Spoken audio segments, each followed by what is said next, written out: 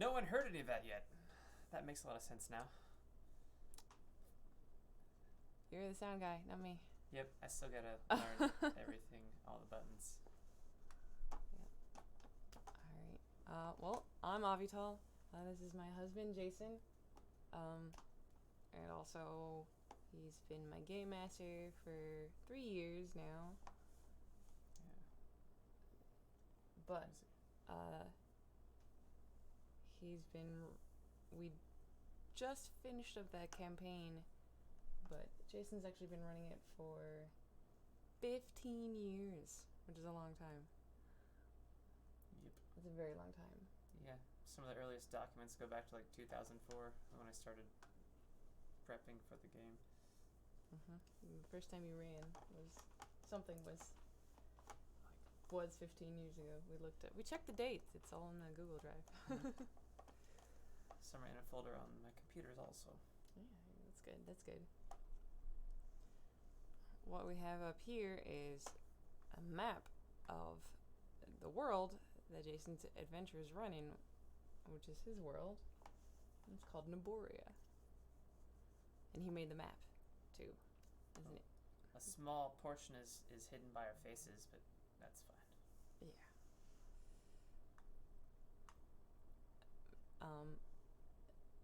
Tell what system do we run in, Jason? No, it's like 3.0, 3.5 Dungeons and Dragons, Pathfinder, or some people know it as 3.75, and a mix of like my own stuff. I had my own little things in there that I've picked up over the years from friends and that I've developed through playing since I was 12. Yep. And all I have to worry about is reading the sheet, which is very easy because Jason makes the sheets in like Google Sheets basically, and so it's a whole like spreadsheet, and on a page that I don't have to look at are all of the A lot of the calculations are done automatically. If you just enter in your basics, then the calcs work automatically, other than like attack bonuses and stuff like that. But I actually was not the person who made the original sheet. That was my friend Mike Shepard. And when he was running his game, or what did he make it for Ron's Wizards Never Died game? I'm not sure. One of us, Mike made it for one of those games earlier, and then like we all worked on it, and then I adapted it further specifically for Naboria. But I can say not originally my creation. Truly was Mike's. But I took it and ran with it, and I made other things based off of that. I was like, ooh, wait, formulas are neat, so I can do this, and this, and made a bunch of tables for like all the different races you could be, and would automatically add the racial bonuses, and same with the classes, and you pick a class and all the class features would pop up, and like the skills would go, yeah, these skills you got. It was actually fun to mess with spreadsheets, to make it easier for players, so that legit all they have to do is enter a couple numbers and they know what they can do. They know what is possible. That was my phone because my pockets are slippery. But anyway. Yeah. I really appreciate that, because even though I've been playing for a little while, I only played my first RPG in 2012 at Gen Con, which is not as long as some people, and I don't go in depth into how any system works, so it was really helpful for me to have my attacks all written out,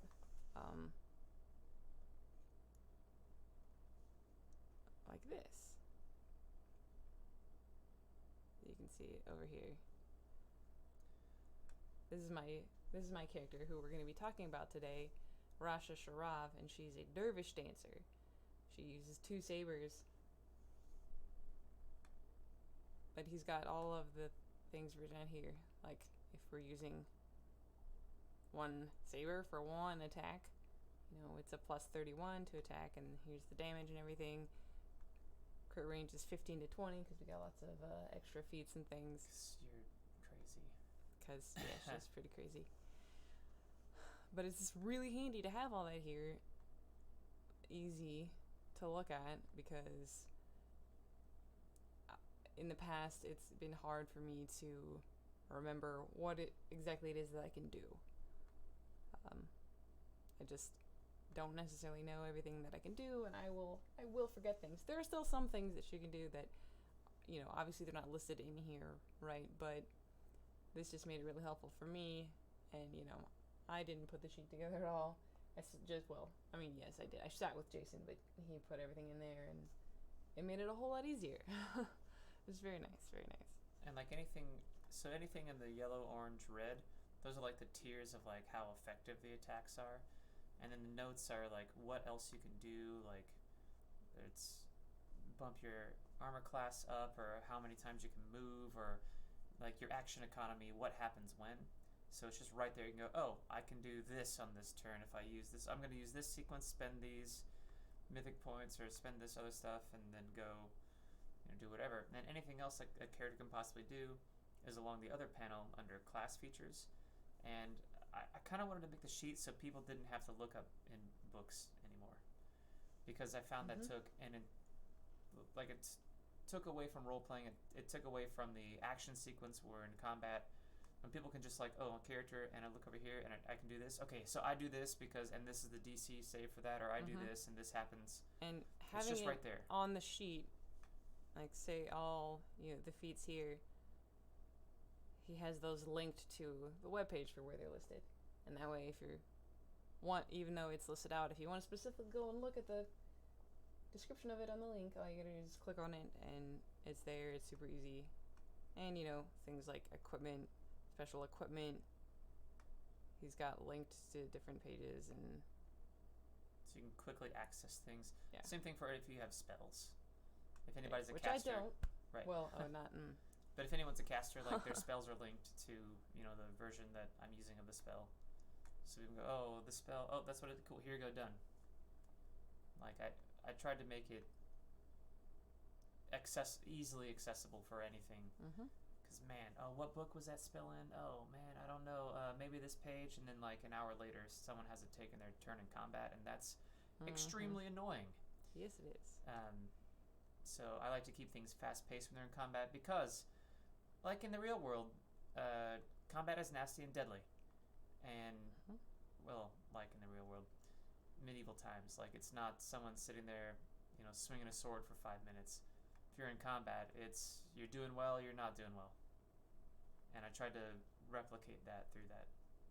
It wasn't always easy. It didn't always work.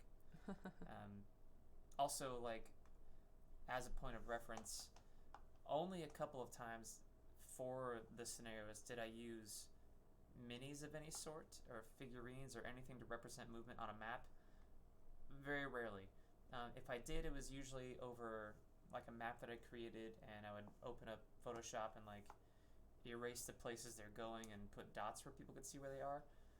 Because I also found that slows things down quite a bit. I prefer theater of the mind Dungeons and Dragons. Descriptive, let the characters describe what they're doing. Just describe the scene, and a character can go, I'm going to move up and attack this. How many can I hit? You can possibly get this many. Okay, great, I'm going to do this. Sounds good.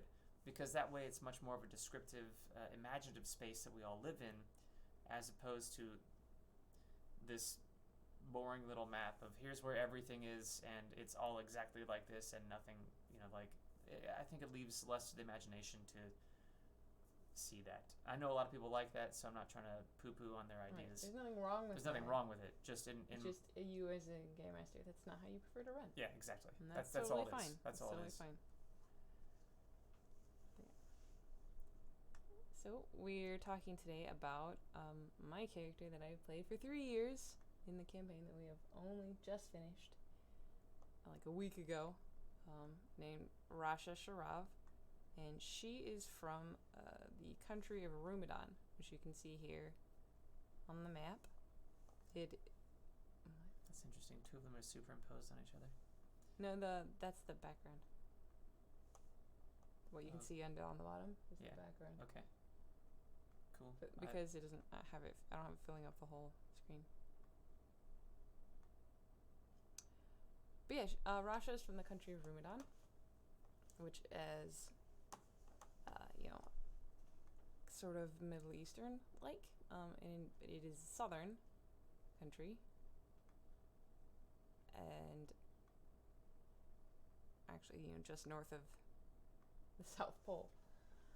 But it is still very desert-like. Rasha is from the city of Riyadh, over here. It's a beautiful port city, and not quite as dry, as some other places in Rumadan. Now, Rumadan is a collection of city-states, so they're not one unified country, but there are a lot of neat places in Rumadan. Now, Rasha is a human, and she is a scout, a dervish dancer, and a duelist. Now, when we ended the game, we were level 17. When I started, I think at 14. For you, something like that. If I can check. Yeah, 14. Yeah. Or 13, level 13, I think. Right. But yeah. That makes sense. So. Yeah, the Crimson Goblet. I knew I gave it a name. Yes, you did. So the story of Rasha Sharav. She started out with parents, but they died when she was relatively young. I gave her the name that I did based on the type of character that we were making her. Sharav is Arabic for desert wind, and I knew she was going to be a quick and fast type of character. She also didn't know about a legend that existed in my game already. Yes. I, the player, Avital, didn't know about, and a specific legend, but it played into it later, and it turned out really, really cool. And we'll get there. And Rasha, her first name, is Gazelle in Arabic. So again, fast and quick, and over time as I played the character, I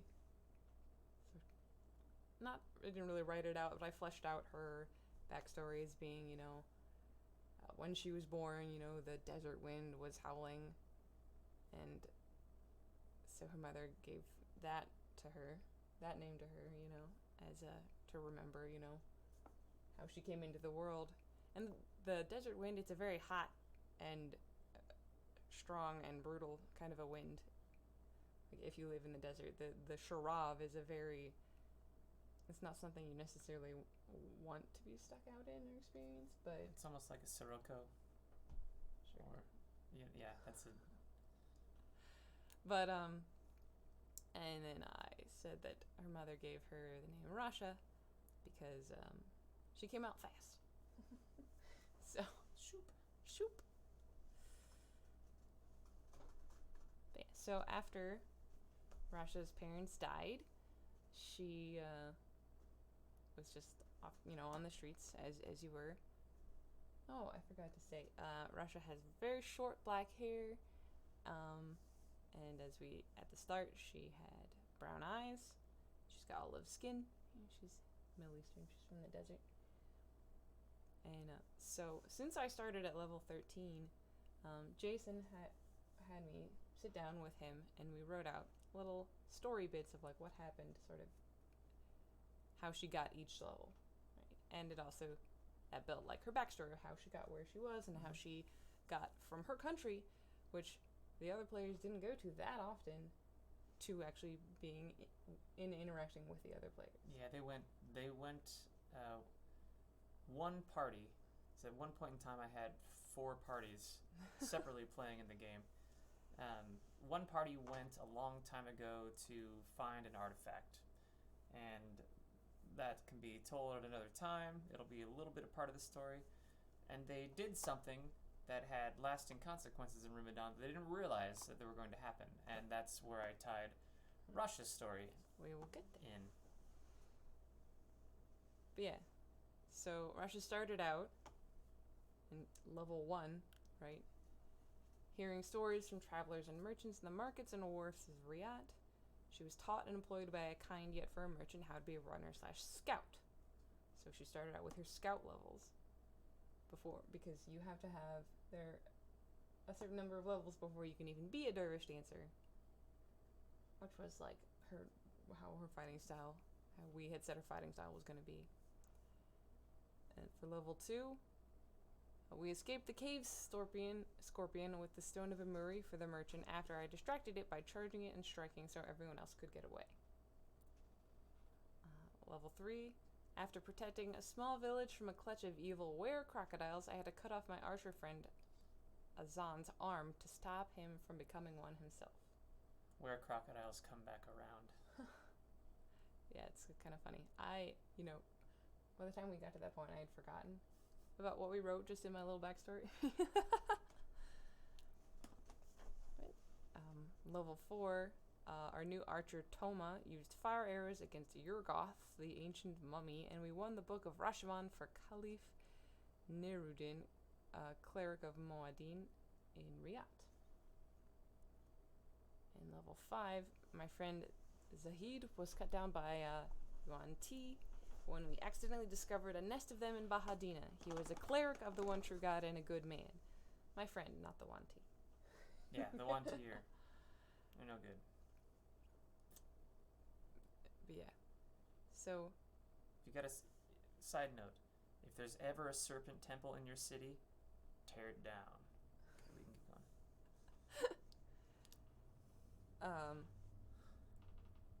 So yeah, Rasha was going around the country a little bit, mostly to the close cities, because she didn't have any magical means of transport.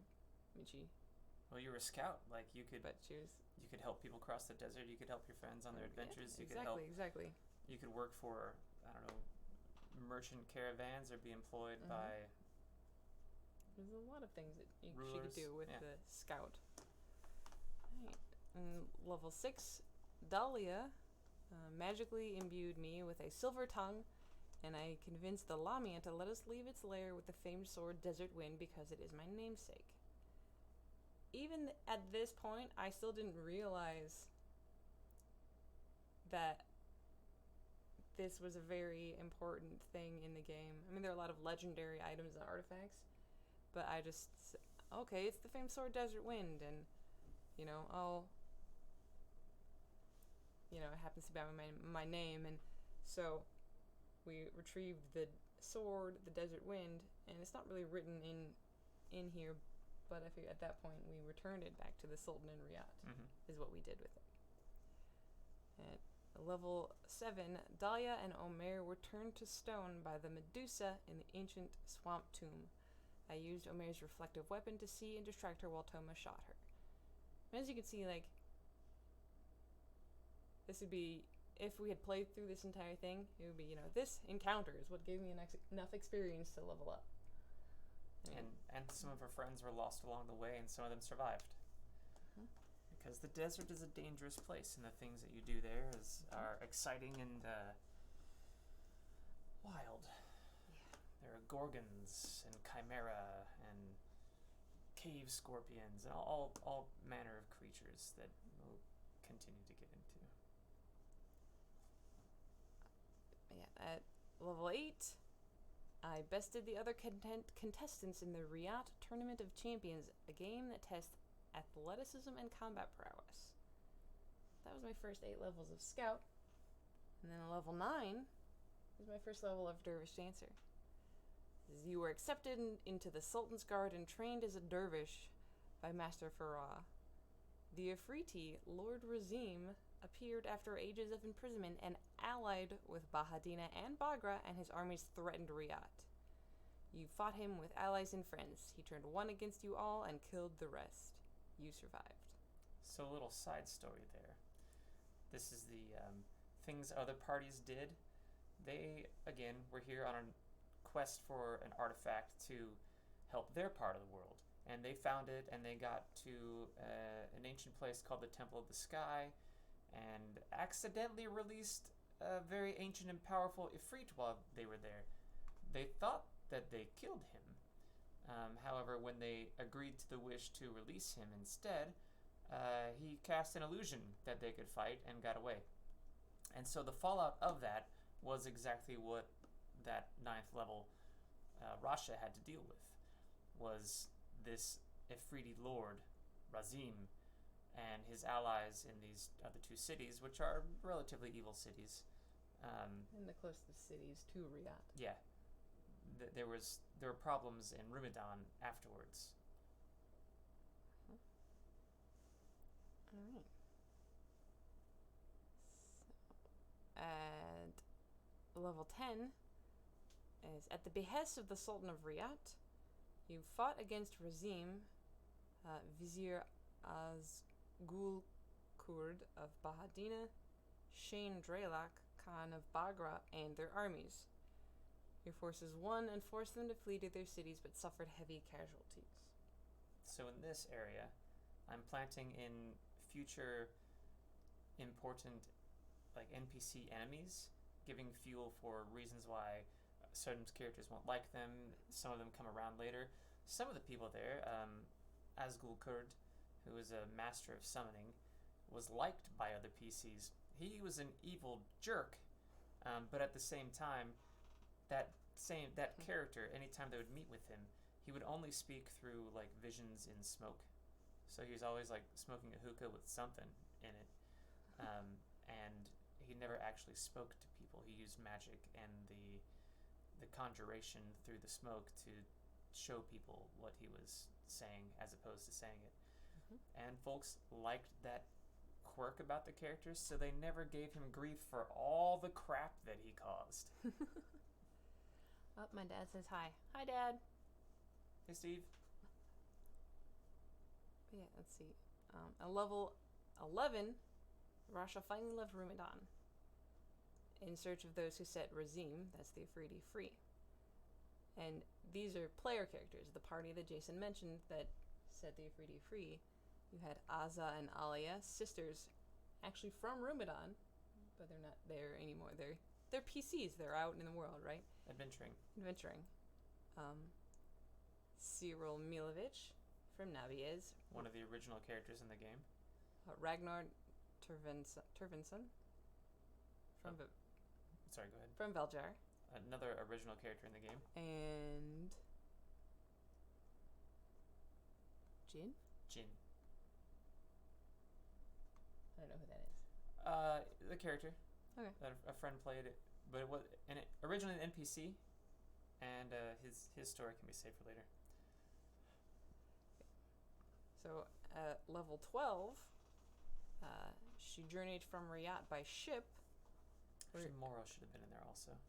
Oh yeah, Moro Bree should also be in there. Bree from Nahura. Jin is also from Nahura. Yes. Level 12, Rasha journeyed from Riyadh by ship, where she became a duelist, fighting off pirates on the high seas. That's how we got put in the level of duelist, because we looked at the character and the things that even that first level of duelist gave her, and it was worthwhile enough to add that to the character. And so that's the story that we got for how she got that one level of duelist. Also, can we pull up the map? The map, yes. So, if on the screen you can see Riyadh going to where she was going to find the other characters, she had to sail through the Samsara Sea into the Pirate Isles, which is where she fought the pirates. Because it's the Blood Sea. When you're sailing through the Blood Sea in the Pirate Isles, you're gonna end up having to fight off pirates. Yeah. And then up into the Arrowan Sea. So you go through the Partagas Pass to Musin is where she sailed. And along the way, some other things happen, and those are on the sheet. I sailed to Musin. Quick note on the Pirate Isles. The Blood Sea isn't called that because of the actual amount of blood in it. It's because of a red algae that grows there that tints the water that color. And, I'm sure the pirates like it because, it gives them that extra Yeah, Blood Sea Pirates.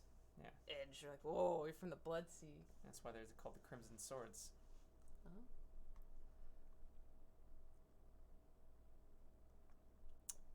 Alright. So, still in level 12, met Mochizumi Akihiro and Lord Nikolai Staniek, and battled our way through Erewhon's eastern front against Orc on our journey east to Nabias to find various heroes there responsible for events around the world. So, I don't know exactly where we met, but it was somewhere along the journey. Yeah, I mean, you arrive in Musin, and that's where you would have met. Musin. So we met in Musin. And from there, you're trying to get to Nabiez, but it wasn't so easy because of orcs. Nabiez is up here.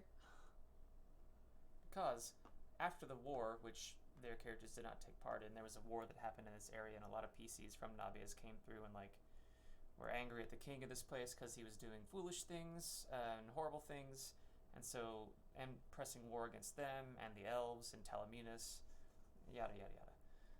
They came in and sacked Eisenbreck, Elgard, and went down to Erewhon City. Well, they never went to PCs, never went to Musin or Volksholt. So on their side, they come into Musin and see that Orc are here. In Erewhon City, where they face the king, Orc from Surtur came in with their goblin king, and who also was angry at the king of Erewhon. And Nazra, the Lich King from Azurith over here in the Dread Isles, who a long time ago has a grudge against the nation of Erewhon. That's another story. They all kind of, good guys and bad guys, meet in the center to try to take that guy out. And that means that the Orc had to get there some way. So they invaded Musin and marched west and north to try to take as much as they could of Erewhon, because screw those guys, right? So when they arrive, Musin is already embattled by the Orc, and they kind of battle their way through there and just head north to where they hear it's safe. Yes, so at that point, I had met up with Akihiro and Nikolai Staniek and headed up to Volksholt. And those two player characters were new players joining, which is why Jason had us meet beforehand and then travel together.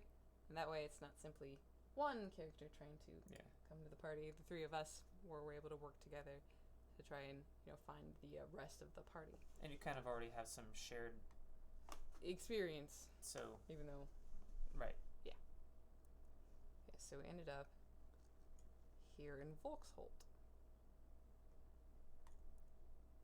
But yeah, so then in level 13, we end up in Volksholt at the Crimson Goblet, discussing what to do about the demons that hold this city currently with Lord Staniek and Akihiro. And that's the point where we actually finally get to my first game 3 years ago in January 20th. And we actually did our final scenes on January 20th of this year. So I played in this campaign for exactly 3 years, which is really cool. And it's really amazing the things that the character did in 3 years. Oh yeah. Whew, oh boy. It's D&D, man. But yeah, so this is Jason's.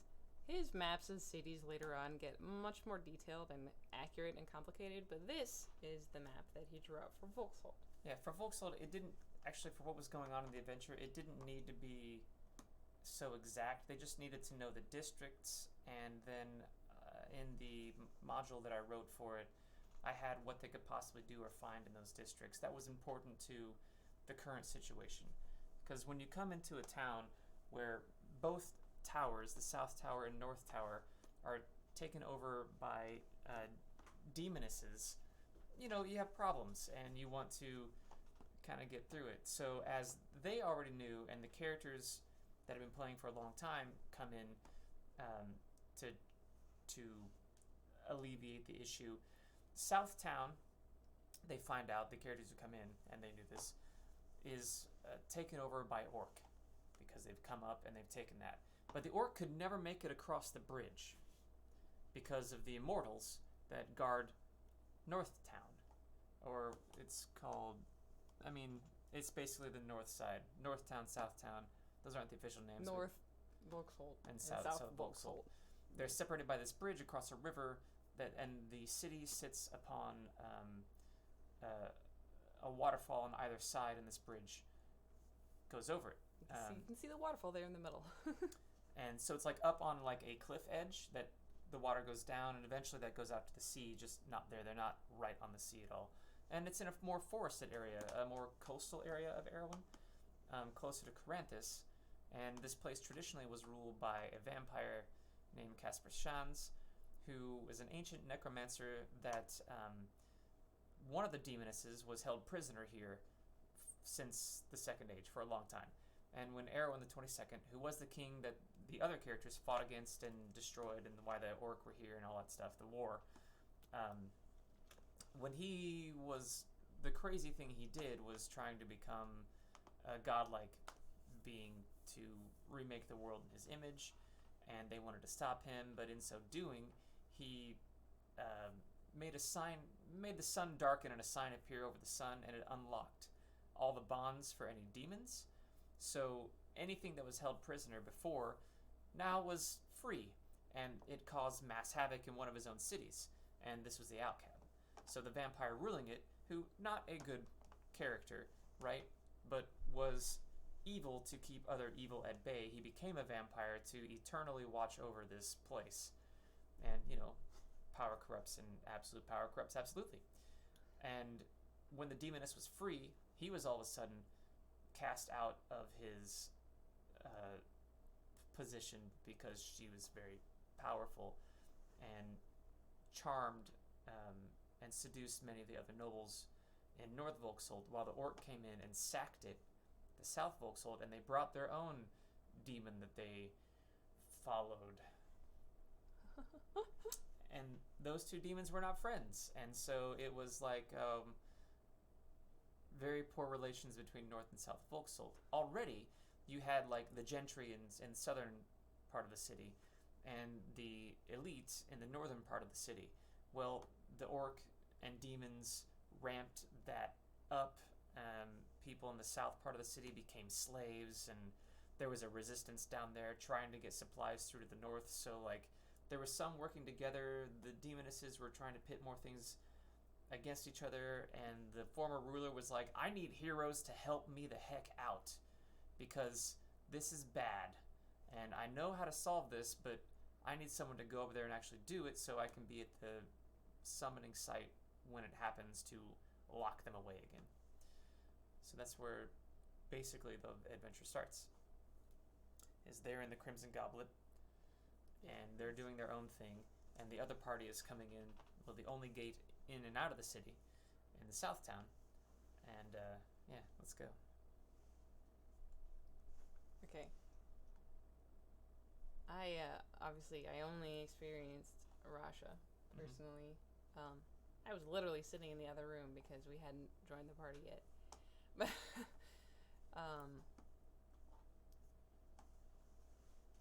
so at that point, there's just a whole lot of this I don't remember at all, babe. So Yeah, it's fine if you want to pull up the adventure. That'd be.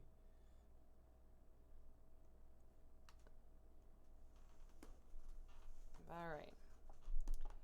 So there's a whole lot of things, political and everything going on that I and my character didn't know about.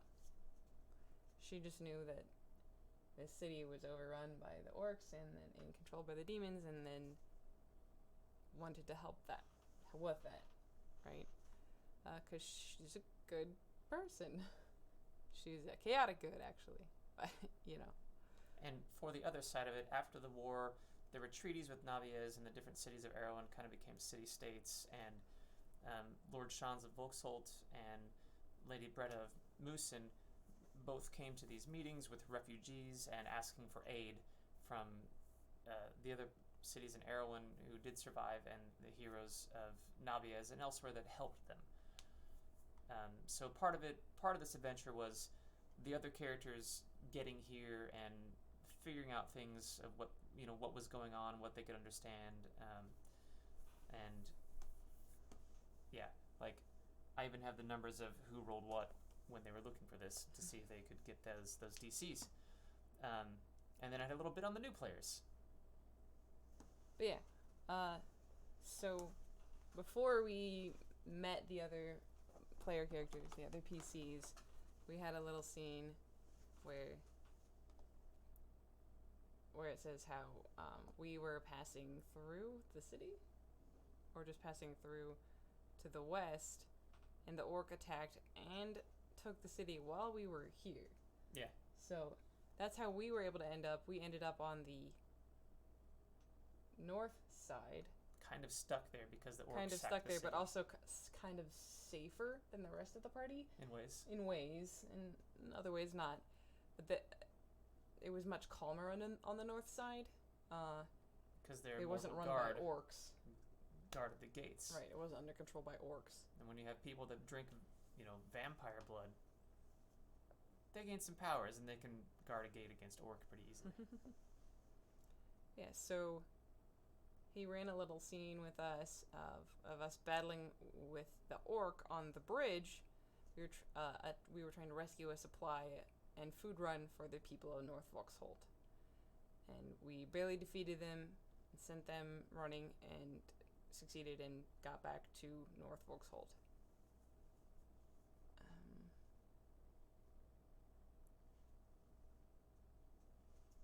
And I guess at that point is when...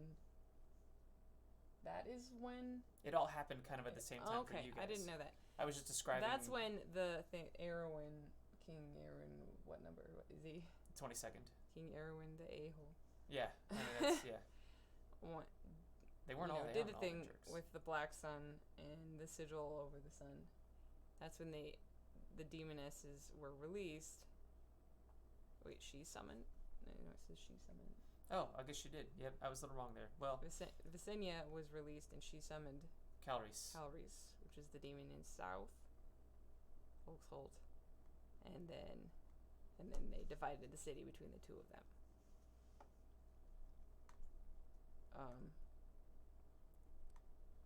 So unbeknownst to us, the other party was actually watching us when we fought off the orcs on the bridge, is what you told us, I believe. Yeah, that was later, though. That was a different time. Yeah, that was another time. Okay. You did not say that. I believe so. That was another time. All right. I just only remember running one scene where we were on a bridge, and then you said that they saw us fight. Yes, that's true. Yeah, that is true. This is where they come in and see you, but you guys already did that scene, so I knew what to describe to them. Right. When they got there. Yeah. So, yeah. Exactly what you're saying. We didn't obviously know that they saw us or anything like that. So the other party, they were able to teleport outside of Volksholt, and they appear in a high mountains plain beside a river reaching out to a city on either side of the waterfall with a picturesque bridge connecting the two halves. And Lord Shans came with them, and he told them a bunch of stuff. And on Rasha's side, it's not that important what this is, but he gives them a sort of a stone of sending, and then kind of goes into the city and tells them a few things that they need to know, and basically goes into the north side where he's safer because he can just get there himself. He's a vampire. They obviously arrive at night. Yeah. So Lord Shans gives them information about not killing the demonesses and having to split into two parties and sneak into the towers and take them out at the same time, which literally meant that I joined the game and then we split the party. However, also in this game, things run a little bit differently because it is an entire world and people have lives in the world and they sometimes have to get back to those lives. So not everyone is always together all the time. In fact, it is rare when we are all together in the exact same place at the exact same time. what Jason does is we'll have, a day where we're running game and people that aren't in a particular scene, not in a particular spot, either they can just listen or he usually has NPCs that he will offer for people to be able to play. So no matter what, someone can play something, and if they choose to play an NPC, I just give them a couple of motivations and the alignment and idea of what the character is like and what they'd want out of the scene, and we just go, and whatever happens, happens. Players seem to have liked that, so I kept doing it. Mm-hmm. Yeah, so the other party was doing their thing with sneaking into the city and everything, but we had already gotten into the city. That was my personal experience with Rasha. They came in, had to sneak around Orc, not fight them. They got to a certain part of the city, I believe a rogue's village, and found like a resistance cell, which was trying to get food supplies across to the north side of the city, because as you can tell, there's only one way into the city, so supplies that would come or that would be sacked by the orcs and taken in, they were basically just trying to starve out the north side. There any resistance there. And so in Rogue's Village, they were attempting to help the resistance in the north, and that's where the other PCs came in, met the resistance, and snuck across. They legitimately actually went on the outside of the bridge and snuck across the lower half where people couldn't see, or flew invisibility to get to where they had been told their contacts on the north side, or they could find contacts and allies there. And that's where they saw the other people fight on the bridge. Mm-hmm. And so pretty much then at that point was we all ended up at the Crimson Goblet. And there was a lot of we're trying to look at the document where Jason has the Volksholt information, but it is pretty much only the setup for the scenario that he wrote. So it's kind of us just trying to remember what we actually did mostly. Well, so they all met at the Crimson Goblet, which is in... Where do you get the picture here? No. No, stop. It's on the screen right now. They can see it. Where's the Crimson Goblet? I believe it is in the Red District. The Red District, down here. Oh, so the district. Is it not? Oh. Oh, thanks, Matt. How do we get Thanks back for following. to the adventure? And thanks for watching a little bit. How do we get back to the adventure? Matt, quiet. It's in the other window. I didn't know how you said it just yet. Okay. Of course. So in the Red District, it's like yeah. It is like you're right. It's like the District of Delights, basically, for the wealthy in the north part of the city, and different NPCs kind of oversee different districts, and they could interact with them or not. So they had things to do, such as sneak into the Orchard Ward and get certain grapes off the vine to appease another noble that would let them into the tower. They had to do little tasks to appease people to get into the towers, while the other group had to get information from people on the north side to figure out where they should go on the south side to get into the tower, and how they would do that. So after going on these little these quick, basically these side scenes, each of them sort of decided which side scene to go to, and they went to various different side scenes in the Orchard Ward, the Lord's District, the Merchant's Village, the Craftsman's Borough, Westgate, and the Commons, and the teams, they decided what teams would go where. And in the end, No, I want to... Yeah. Because we haven't introduced the other PCs. Yeah, go for it. I don't... So, the other PCs that were there, there was Treskin Volrain, who's a half-drow. I would tell you what he is, but he has so many levels and different things, it's a little difficult. Yeah. His fighting style is somewhat similar to Rasha's. He uses 2 swords. He's a half-drow. There was Ragnar, Turvinson, who is one of the people that Rasha was looking for. So she found him. He's a human. Yep. Yeah, human barbarian. But he's also like a ruler in Volksholt. He's like a Viking, basically. Yeah, he was just a jarl at this point in time. He had still gained a that ruler status. of a city. Yeah. Yeah. At this point in time. True.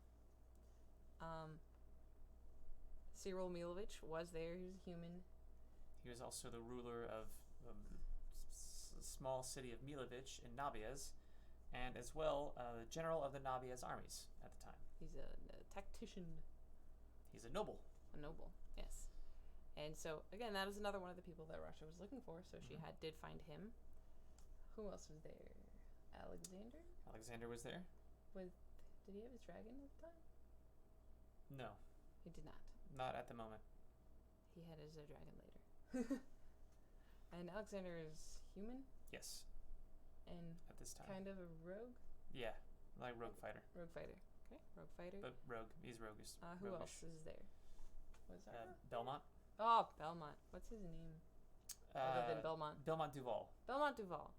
And Duval was like a powerful family in Erwin and was a noble family in Nabiez, and he's a worshipper of Bastine, who is a goddess of... He's a paladin of her, right? Yeah, he's a paladin of Bastine. Goddess of... love. Love. Of, love and love in all of its forms. Physical love. They're all about that. Who else? Gravin. Gravin was Gravin, there. of course. Gravin Glisterjaeger. Wait, was Gravin? Yeah, Gravin was there. Was Gravin not Reading? Did he interact with Reading? Or it was Reading. You're right, not Gravin. It was Reading. It was Reading. These are two characters played by the same person. Phil. Yeah, it was Reading. Master Miles Reading. At that point, he was just a master in the Wizards Guild and a member of Nabiez. He wasn't anything else yet. So he's a wizard.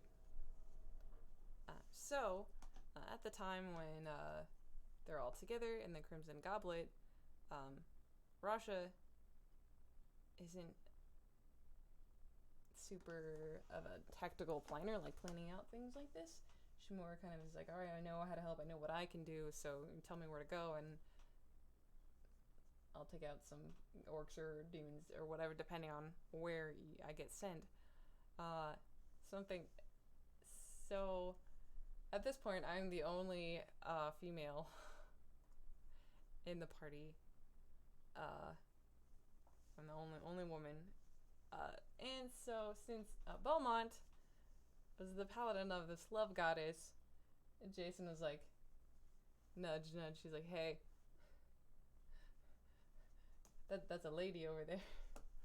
And so Belmont comes and starts flirting with Rasha, although it's more of a... There was Belmont starts talking to Rasha, and some random drunk guy comes up to her and is very terribly trying to hit on her. Yeah. Good job, Jason. You Thanks. did a good job with that. No problem.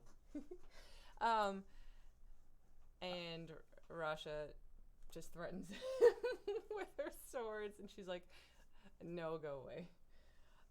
But Belmont, being a paladin of a love goddess, is a very smooth dude. So he's like, hey, I saw some of what you were doing in the battle. He's like, do you wanna have a little repartee? Yeah. And so then this jerk, she's got her swords out, and he goes invisible, and he knocks one of her swords out of her hand, and she's like, and he knocks the other sword out, and she's like, all right, so what now? Yeah, and then they go have some fun times together.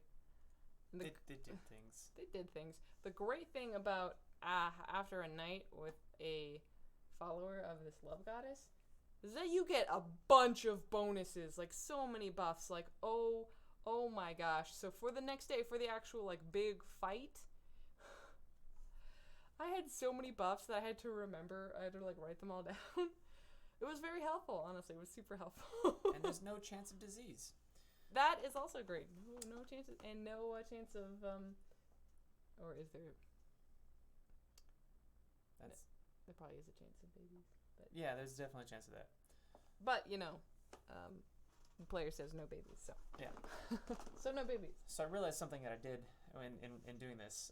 On her sheet, I have the Crimson Goblet is where they met, but in the actual adventure, it was called the Harlequin's Cup, Harlequin's Cup. which I like a lot better. So that's actually what It's it's going called to the Harlequin's Cup then. And another way I've set up the adventure is essentially there are they have patrols of guard in each territory and kind of what's happening. And since like the demonesses were just released while they were there, and all this is happening like now, it hasn't been going on. And I was wrong earlier if I said that.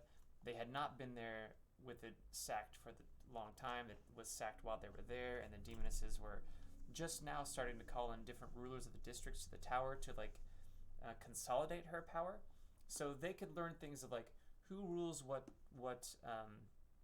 district and where have they been, and they could go around the city and figure out kind of what's going on in the now, as opposed to trying to work on something that has already been solidified so that they could stop it. So that's what they did. Different PCs went to the different district areas and discovered little bits of information that they could all meet back up again later at the Harlequin's Cup and know what's going on in the city, like the Lady of Wrath or the Infernal Champion or whomever it may be has been called here and hasn't been seen for this time, or was doing this when he was last seen and then went to the tower.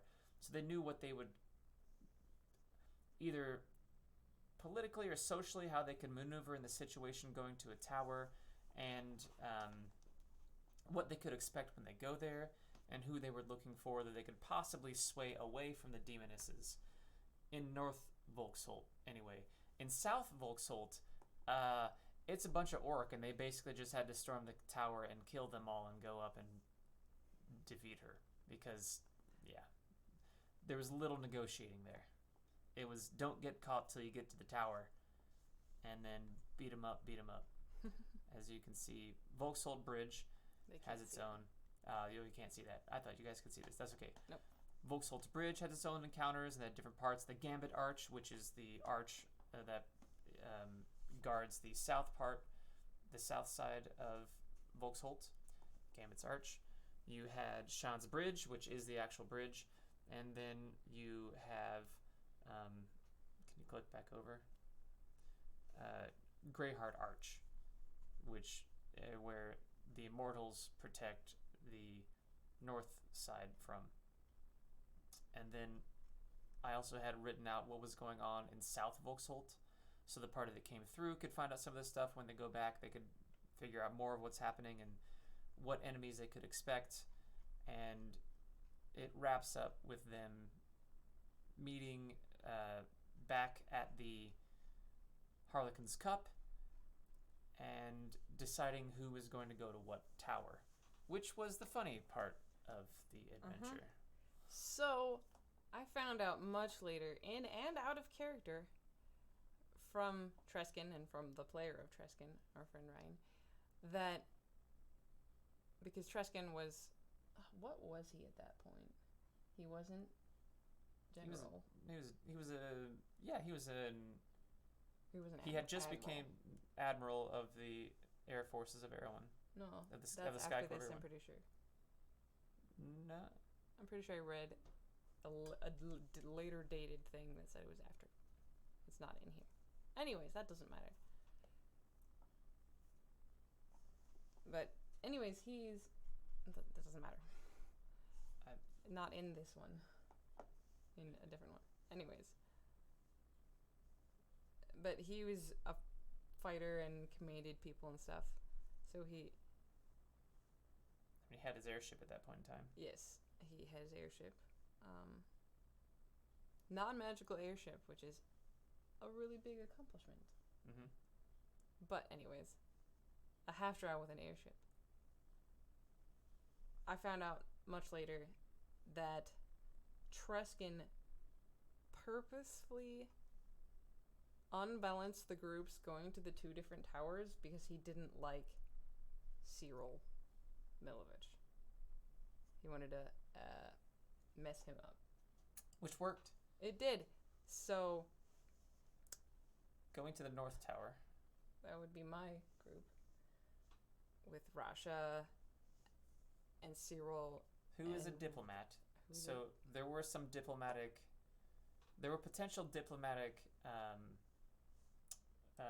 opportunities solutions and opportunities instead of fighting in the North Tower, because they could speak to other nobles of the city who had been coerced or at the time were attempting to be coerced by the demonists there. Oh yeah, and Ragnar, who was a Jarl but is definitely there for battle support. Fight hit. Who else was in Stanyek. our group? Stanyek was in our group. Who's a sorcerer, but is also a noble in Caranthus from Bulara, so he could aid with any diplomatic. So they basically had 2 diplomats, one a general, one a sorcerer, and 2 warrior types. One I can hit fasty, a lot of slashy, people. and one brute bash your face. Yes. So that means that the cleric, which was Akihiro, that I had met, from Nahura, and the paladin, both of whom had healing capabilities, were both in one group. With Treskin. And Redding. And Redding. And Alexander. So paladin, cleric, they wizard, took rogue, care of their tower. And then in our tower, once we got up to the top, Cyril died several times. Yeah. Or went down several times. Yeah.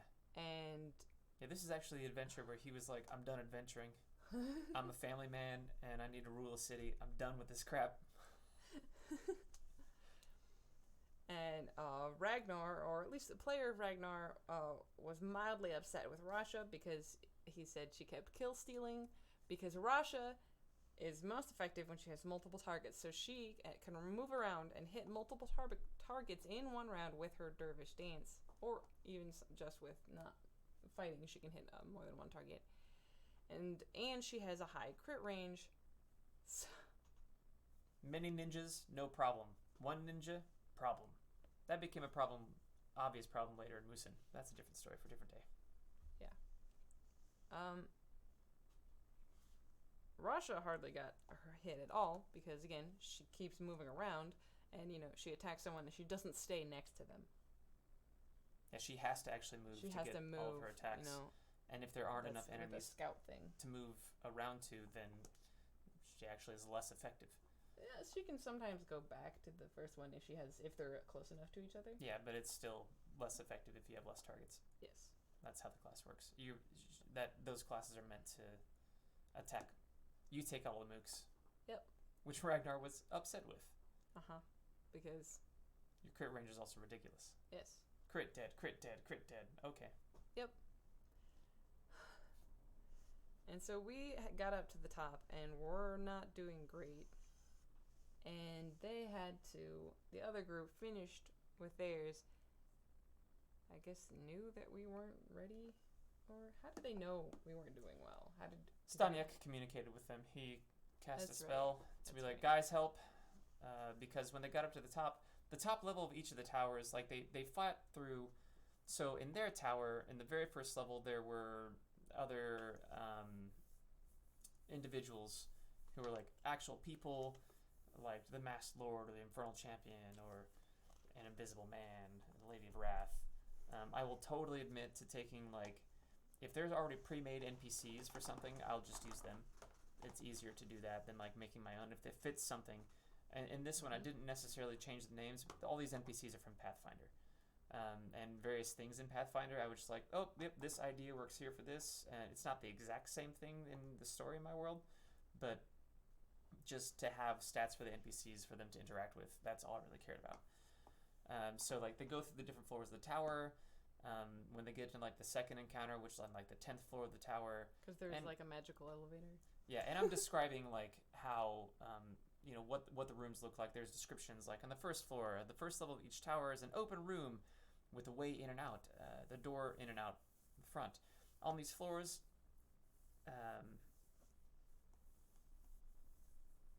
are like guards and base individuals that aid in the operations of war on their half the city. They can slay or defeat them, or they can gain information from them. And then it continues to, yeah, I have different floors of the towers, living quarters, a stairway up to the 10th level, things like this. Like, I'm not going to go into all the details, but I went through and described the basic, what the characters need to know in the towers and who they're about to interact with when they got up there. And they could sneak around, or they could pop in and just, fry. How they dealt with the situation was whatever they decided to do. Many of them, once they got past the first level and combat ensued, just combated their way all the way up through. Though occasionally they were able to diplomancy their ways through a couple of things. Or intimidation in Ragnar's case. So in their tower, it worked out a couple of times where they did get a couple of the NPCs to leave what they were doing or give them a bit of information and then move on, as opposed, again, to the South Tower where it was all just, we're going to kill some orc and then kill some demons.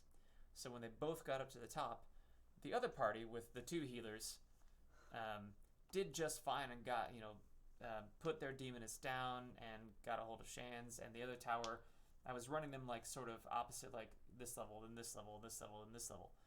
And kind of like a different scenes, the different towers running simultaneously, so they could kind of see what they were doing. We're running through this reverse dungeon since we're going up. Yeah, basically. Instead of down.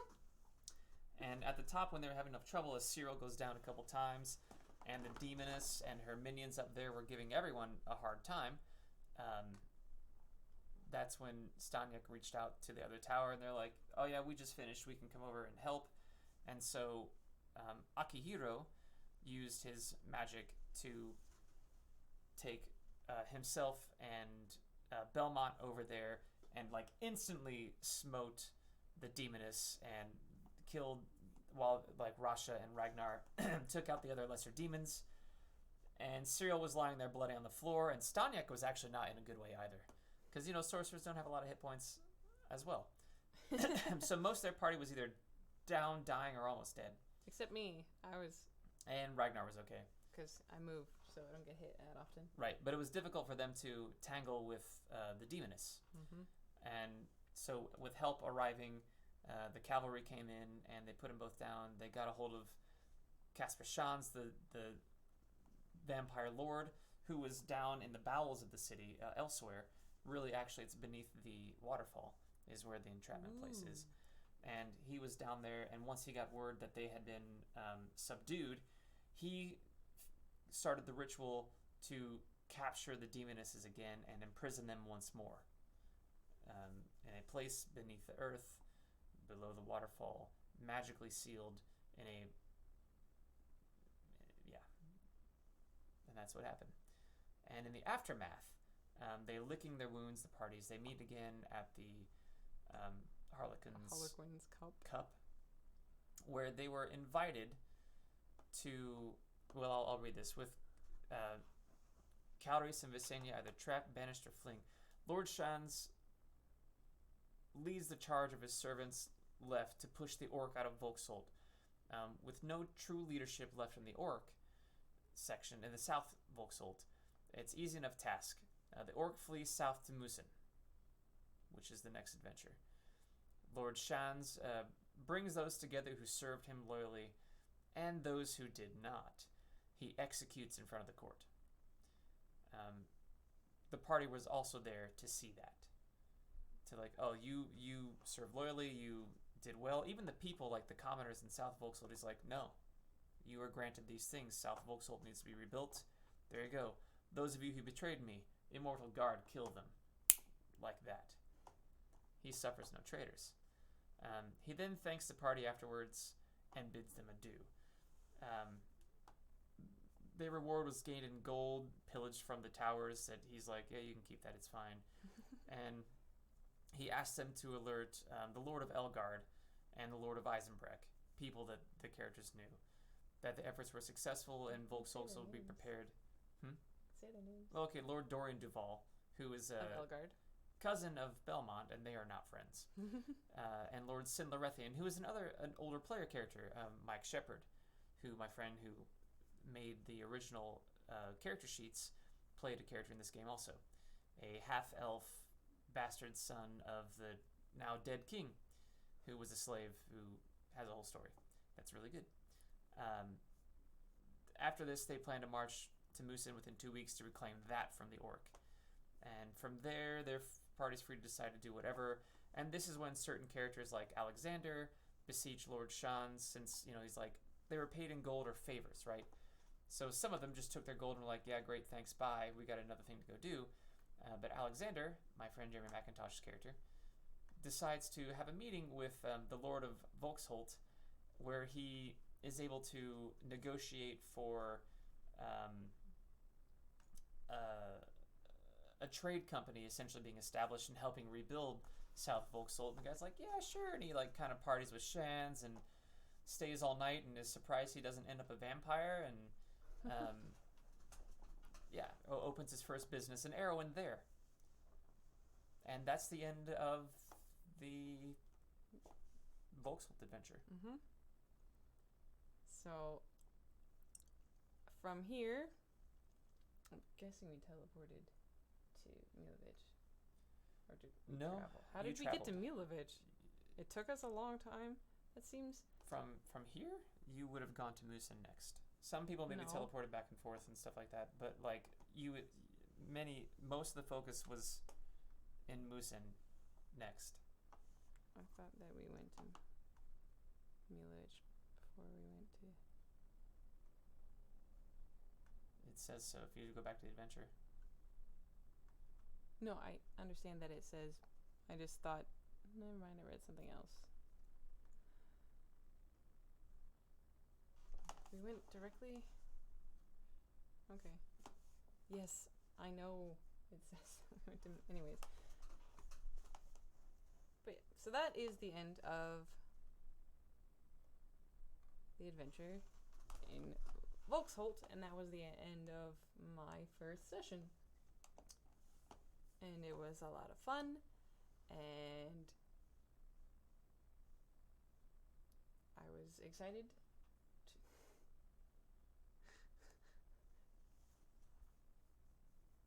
How long have we been together?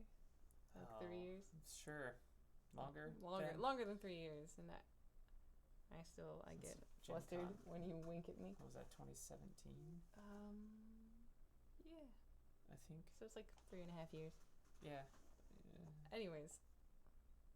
Yeah. Long enough. So Rasha left home and fought with pirates, and then fought orcs and demons in a city she'd never been to before. But she met the adventurers who caused the issues in her own city. And yeah, you're right. Like, for a minute, you guys go back to Nabia's. It might be after. I'm not sure. There's like a little period where you all kind of talk. And then you do the Musin thing, and we can get to that at another time. But yeah, there was some moving around. She found two of the people. Cyril and Ragnar, that had released the Afridi. And she's aware that is this large battle going to be happening in Musin, and is willing to help. And she knows that right this second is not the time to ask them to come back and help. Because there is still a city under control of the orc, and they need to push them out to make Erowyn whole again, and solidify the treaty between Nabias and Erowyn after the war. And because Rasha is aware of orc, because Surtur, where the orc are from, is right next to Rumadan, actually. So, and there are slavers in Rumadan that trade with the orc in Surtur, and so, yeah. There's reasons to not like them also. Yep. For heroes who are good guys. It's true. Yeah. So, that's it. That's where we are. Just finished kicking a couple demon ladies out of the city. And we're gonna end today. Thanks for watching. Thanks for hanging out. And we'll see you next time. Bye. Bye.